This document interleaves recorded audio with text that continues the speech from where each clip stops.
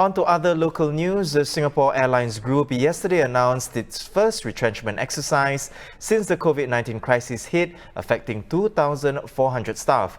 This was after recruitment freeze, natural attrition and the take-up of voluntary departure schemes were taken into account. In total, around 4,300 positions will be cut across its airlines. The airline said the decision for the layoffs was taken in light of the long road to recovery for the global airline industry, as well as the urgent need for its airlines to adapt to an uncertain future. SIA Group expects to operate at less than 50% of its capacity at the end of the financial year in March next year.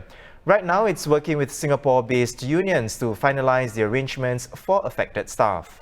Following SIA's announcement, Transport Minister Ong Ye Kung said in a Facebook post that the government will work with NTUC and industry partners to help place the affected workers in new jobs. It will also help them transition to other industries or enroll them in suitable industry attachments and traineeship programs. We're now joined by the Straits Times news editor Karamjit Kaur. Karamjit, Singapore Airlines, our country's icon and pride. Now, it's been widely touted to be one of the best airlines in the world as well. What is the impact of this retrenchment exercise on SIA's brand and image, as well as Singapore overall? Right. I don't think, if you talk about SIA's brand and image, there will be much of an impact, to be quite honest. And I think if you want to talk about brand and image, also to some extent depends on whose perspective you're looking at, right? So we're talking about customers, or you're talking about investors, and then you also want to talk about staff. So I think as far as customers are concerned, everyone understands that the aviation industry is really going through a turmoil, the worst crisis that has ever hit. SQ is not the only carrier that has decided to cut jobs. If you look at all the major airlines in the world, whether it's Emirates, Qatar, carriers in the US, carriers in Europe, everyone has either cut jobs or have announced that they are planning to do so. So will this impact SIA's brand and image in the eyes of consumers and customers? I don't think so. If you talk about investors, for example, they might actually see this as a prudent move by the airline. You got to be financially responsible, and by cutting headcount at a time when you really have almost no business, that makes financial sense.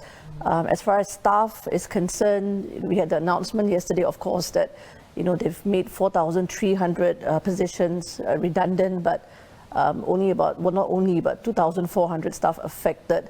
Now they will find out about this, slowly, progressively over the next 2 weeks or so. So I think how SIA conducts itself during this retrenchment exercise, that's going to really make some difference as far as staff is concerned. You have to let go of people, do it in a dignified way, and so those are the three groups of people that we sort of need to look at. Right.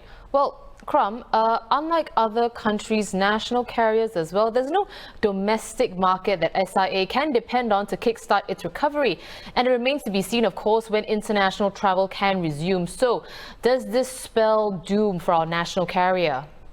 Okay, doom is too strong a word. I would use the word gloom to describe the situation that SIA is in.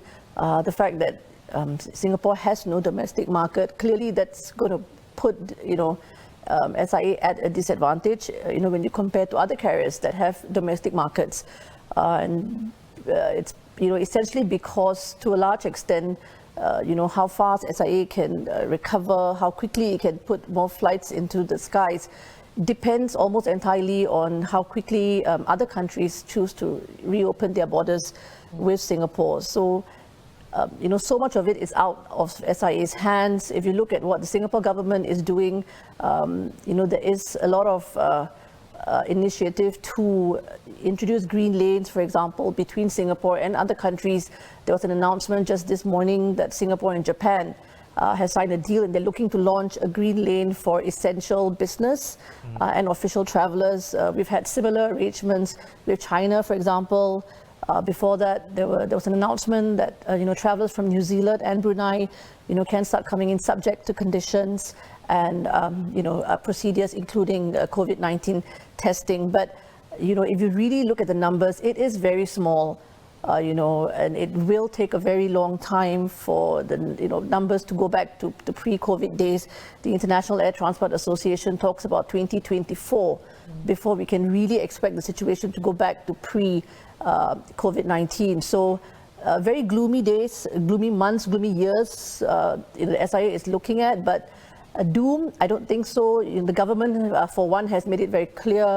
Deputy Prime Minister Heng Swee Keat said in Parliament not too long ago that Singapore will not allow SIA to fall, to collapse, because so much of the Singapore Air Hub depends on the national carrier, and the Singapore Air Hub supports so many jobs, so many sectors, whether it's aviation, whether it's tourism, manufacturing, the financial services, everything else.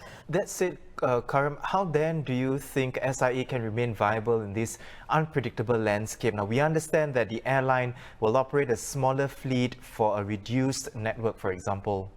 Yeah, so I think that makes sense. At the end of the day, SIA Group is still operating at just about under 10% of its capacity pre-COVID-19. So they need to be nimble, they need to be agile. If you look at the speeches made by their CEO, Mr. Goh Choon Pong, these are the two words he keeps using. You got to be nimble, you got to be agile, and really the most important thing is that SIA needs to keep a very close watch on what's happening within the industry. Where's recovery going to come from? We don't know those answers, now, but you need to be able to be in a position, such that when there is recovery, it will come slowly, it will come in pockets.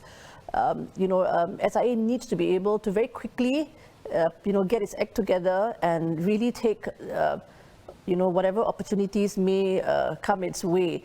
If you look at the numbers that they're cutting in terms of jobs, that's about 20% of the total number of jobs. If you look at the capacity that they're operating at, they should be cutting 40-50%. But if you just take away all that manpower, when you do need to very quickly get things going, it will be a problem because you need to call them back, you need to do retraining and all that. So it makes a lot of sense to keep a certain number of people so that you can very quickly just grab all the opportunities that will come. So that's going to be extremely critical and crucial for SIA.